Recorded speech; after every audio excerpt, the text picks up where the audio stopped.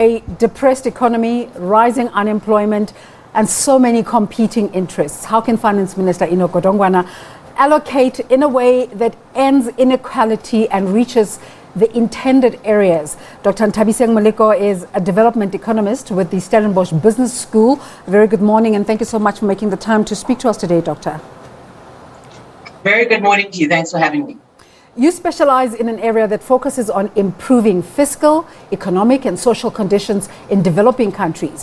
Where to begin in an economy that is just starting to make a good turn? So the first thing I'm taking from is the actual revenue collection, which is the fundamental basis of the consolidated fiscal framework. We've got to agree and accept that the bulk of our budget, which is at 1.6 trillion, an approximate 26% of our GDP, largely comes from your personal income tax. That means that the people that are employed, your VAT, which is at 22%, which is goods and services that we all procure, and corporate income tax at a much lower level of 15%. So these combination are the 3/4 of the tax base, which are the revenue source for the government to spend. So what I would focus on today is really understanding that the existing revenue, how do we increase it so that we can spend for the allocation that the government needs for the social needs for the country? But second to that, what are the innovative ways to enhance that revenue? And of course, growth is a key question, but not only growth. And I think there's some discussions that we should look at around capturing illicit financial flows, looking at ways to capture that money that is lost over time. And I think there's not enough of a discussion on that. You're speaking about existing revenue and trying to be innovative. How are you processing the conversation around the wealth tax? Is this something that is viable for South Africa? Absolutely viable. So what you've seen over time is that the corporate income tax as a proportion of GDP is actually, and in comparison to the other tax thresholds, has declined. That speaks to the tax base of the country coming more from your PAYE primarily and your VAT or VAT and income tax. The tax windfall that we have seen is not because of any government policy of additional 234 billion to the fiscus. It simply is because of the iron ore and the coal increase in prices from the commodities boom. So where the focus really needs to be from the existing tax base is the loss of what we call illegally earned or transferred accumulated assets that are in contravention of our capital controls and regulatory frameworks. South Africa, as a fact now, there's reports that are looking at how much we have lost over a period of almost a decade, $10 billion that are lost. This is not money that we have not earned as a country, but it simply must be collected. And there's various institutional frameworks that are in place to try and capture this. And they've tried to collect approximately, I think in the last year, under $1 billion in terms of capturing. But if you have strengthened capacity to actually collect those sources of lost forex, particularly in South Africa, we're in the top quintile of income loss and earnings loss. And this accumulation of assets needs a focus in as much as you've got to look at growth. Growth does not equal development, but I think we've got to look at revenue source will definitely come from if you have more people working, if you have higher people consuming with bigger disposable income, that automatically will lead to revenue enhancement. And so the question is, how do we grow the economy? Are the policy reforms and the policy measures in place sufficient to give us the necessary growth? And I want to put to South Africa today, we should look at a growth no less than 6% per annum. Where are we sitting now? 1.8% is the target, 1.9 IMF, National Treasury. They're both saying similar things, but it's under 2% growth, which is wholly inadequate for the kind of development challenges that we are facing. Huge, massive shortfall. But you just referred to the tax windfall. The minister is coming in from a year where the fiscus collected above projections. How will this translate in the budget that we're going to be listening to at 2 a.m. or 2 p.m. this afternoon?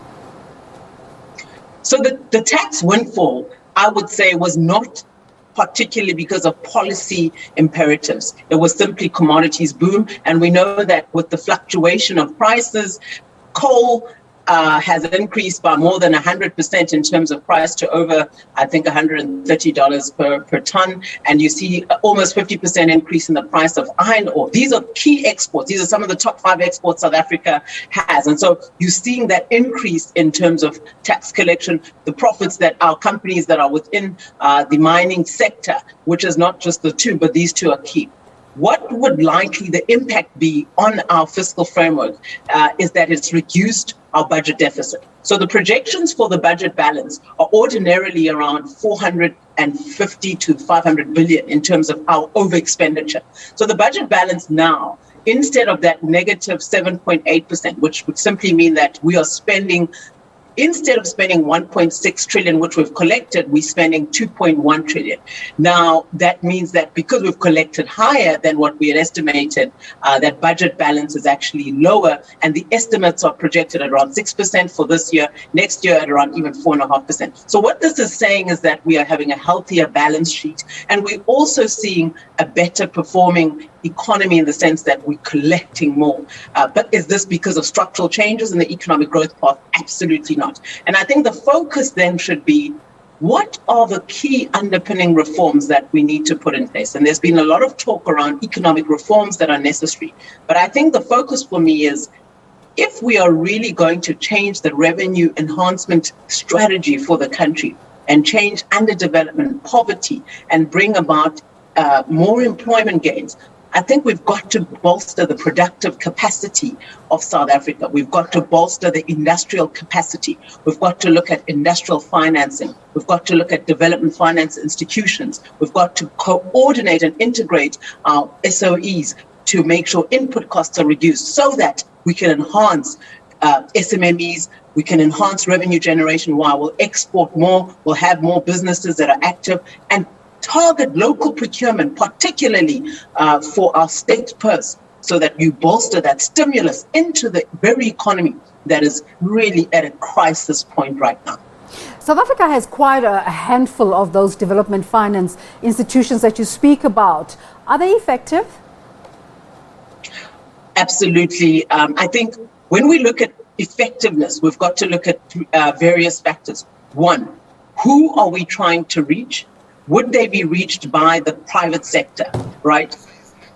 What is the purpose of a development finance institution? Everyone knows the missing middle when we talk about student finance. That means that you are not poor enough to afford NSFAS, but you are not rich enough to pay based on the balance sheet of your parents or those who you are, the people that are taking care of you. It's the same with SMMEs. What you're finding is that there is that missing middle, where they will not meet the requirements of the private sector, which would require a certain level of collateral. Even the price of that finance is too high. On the other end, you also have grant finance, which businesses may not qualify for. So you've got that missing middle, which DFIs are actually targeting. And I think that if we are to bolster industrial capacity and we are looking at effective interventions, DFIs are a source. NEF is an example of a DFI that I would say has definitely enhanced and enabled access to finance for Black businesses, particularly those who have not been in the mainstream economy. Why is this key for South Africa? It's key because you've got to have redistribution as a tenet because of our exclusionary background. You've also got to have looking at different type of instruments that are not equal to the private sector, particularly when you're dealing with collateral. You've also got to have non-financial support, which is part and parcel of readying that business, enabling them to be capacitated to make those applications. One of the constraints to DFIs is always capitalization. We've saw with the 500 billion allocation from COVID, there was a 200 billion allocation for credit guarantees given to the private sector. Had DFIs been given a chunk, even a billion, 2 billion of that, even a chunk of that, it wouldn't be greater than that whole allocation, but even a percentage of that, I'm telling you, many businesses would have, besides the economic recovery programs, which was that consolidation or reprioritization, which the DTIC was managing, many businesses may have accessed additional finance that would have kept them afloat during this time of post-COVID and during the COVID period. Unfortunately, it wasn't accessible, and you only saw of that 200, 20% at most being utilized. So it really was utilized by the private sector. And these are part and parcel of those market failures that we refer to when we say we've got to have development finance institutions who are priced cheaper, who are looking at lower levels of requirements in terms of collateral, who are actually matching with the government development objectives and not merely profit making, which is what these DFIs are particularly geared for. The IDC is another. The Development Bank of Southern Africa is another. These are critical enablers for us to actually move towards industrialization, infrastructure finance, and capitalizing the financial market sufficiently so that we meet our development goals. No developmental state, particularly if you look at Asian economies, was able to come out of poverty, inequality, lack of growth without industrial finance that was targeted and clearly allocated for these matters. So I want to put that the development finance institutions are critical.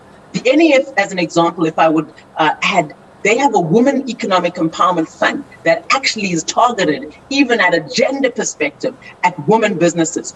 Black-owned businesses get support. So these are the critical things that we've got to look at to target those who do not have access, to target those who are on the peripheries. Without the state-led DFIs, we will not have this done by the private sector. Dr. Moleko, I know you're a busy person, a professional, but time permitting, I hope you can join us again when we post a budget analysis. But thank you so much for making the time today. Thank you so much for having me. Have a very good day. Dr. Nthabiseng Moleko is a development economist with the Stellenbosch Business School.